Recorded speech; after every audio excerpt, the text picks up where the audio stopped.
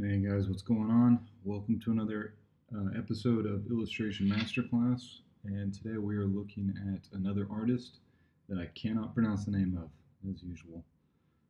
Like I said before, I think the best artists in general have names that are just unpronounceable to a Westerner like myself. But his last name is Wang, so we're going to call this guy Mr. Wang. And you guys are going to see in this episode that this guy, he's a certified badass. um, Super impressed by the amount of work it is that this guy does, and like the level of detail and the level of storytelling it is that he brings to his work. So if I take this and just drop this into a grayscale here, we'll just jump right into it. There's a couple of different things it is that you notice. I mean, the biggest thing here is really the storytelling, and he obviously organizes his the elements of the piece based on their value structure. Um, Obviously, he wants you to look at the alien and the man playing the Chinese checkers here. Um, we see other storytelling elements, and he gets you to look in that area in a couple of different ways. He uses the silhouette of the light in the background to basically create a silhouette for the character that's playing the Chinese checkers. Um, he's got a good downlighting on the alien himself, uh, which makes it really interesting to look at, and incorporates a lot of detail and a lot of contrast within that alien. We see that there's a lot of contrast around the alien in general.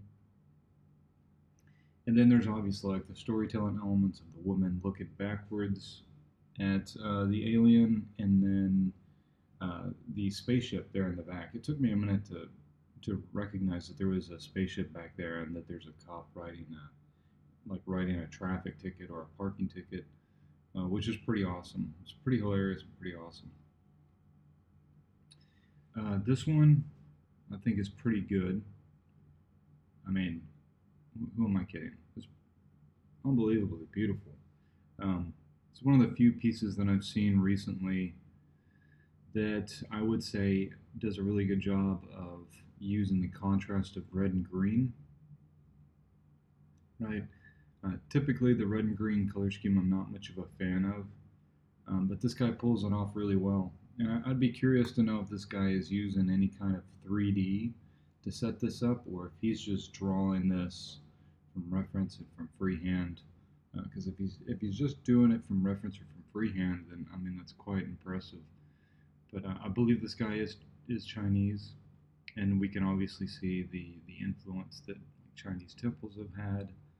Um, this feels like some sort of a Chinese temple inspired design. He's got some awesome character designs as well. I'm really impressed by like the way he's able to create texture, right? He's using these.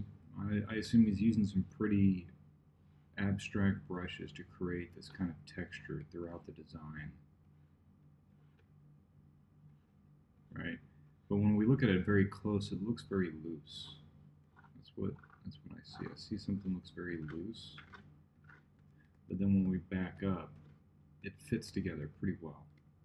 Like it doesn't feel messy from this perspective, which is pretty impressive. This guy's also got some great character design stuff.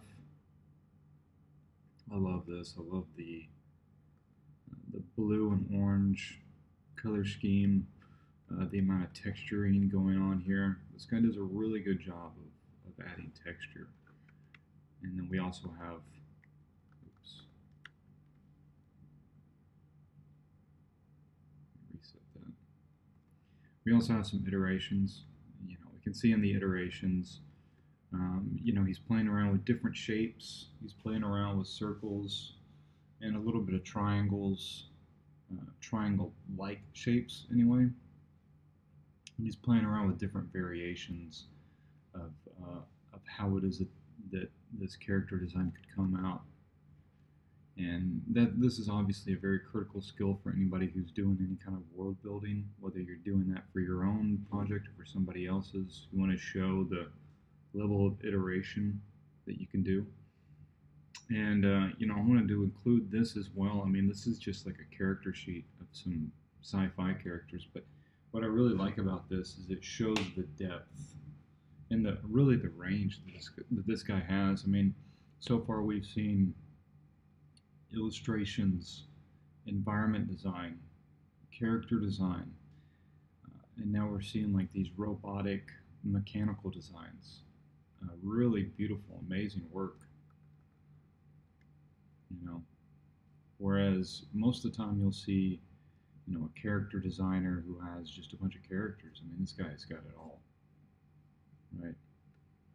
And notice that these feel like they all fit together, um, which is quite impressive. Again, man, I think this one's going to end up being a short episode because I'm just kind of breezing through some of this guy's illustrations and stuff. But I mean, look at the design of this guy here in the middle. It's really beautiful work. Really beautiful work.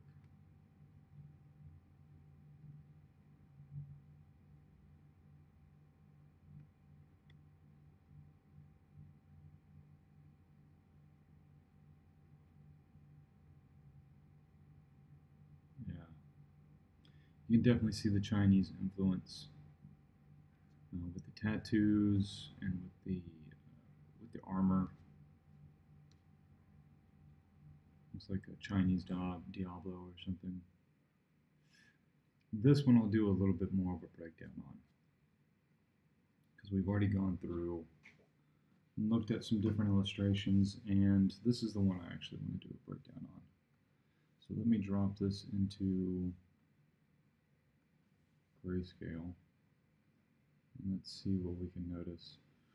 So from an illustration point of view, since this is Illustration Masterclass, when I pull back, there's a couple of different things it is that I notice. I notice that there's this back and forth, and we've talked about this in other episodes. There's this back and forth between light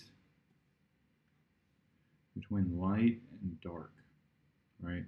So you have like a light, and then you have a slightly darker tone. And then you could say that this area is more light, and then you could say this area is darker.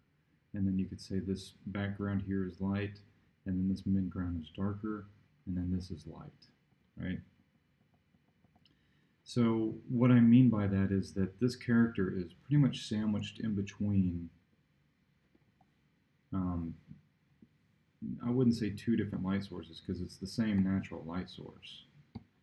But it is like the shadow is sandwiched in between a light source, right? And so you have this character that's basically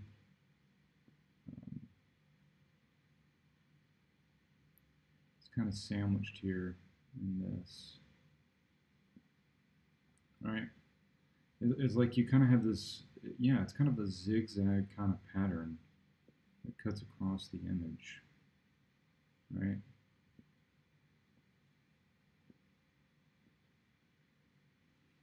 So you have this character that's not quite dead center, but is pretty close to it. And they're sitting here, and we have this element of these figures over here to the side that's creating a counterbalance.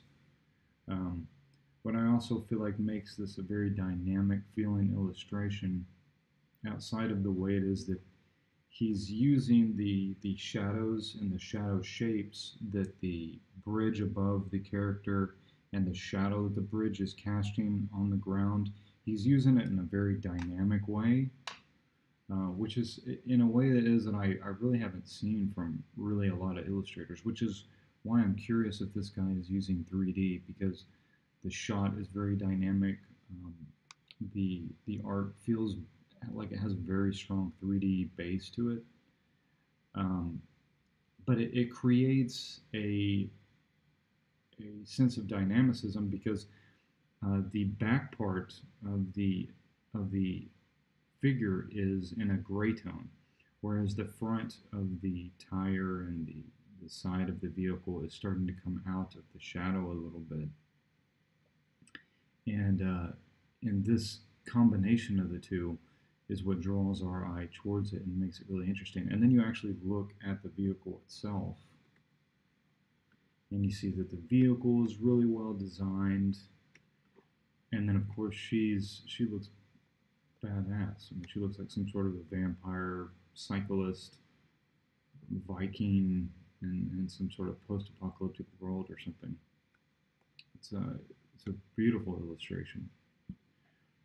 All right, guys. So this was kind of a short one this week, but if you guys want to check out more of this guy's work, the link is in the description box below. And thank you guys. Take it easy.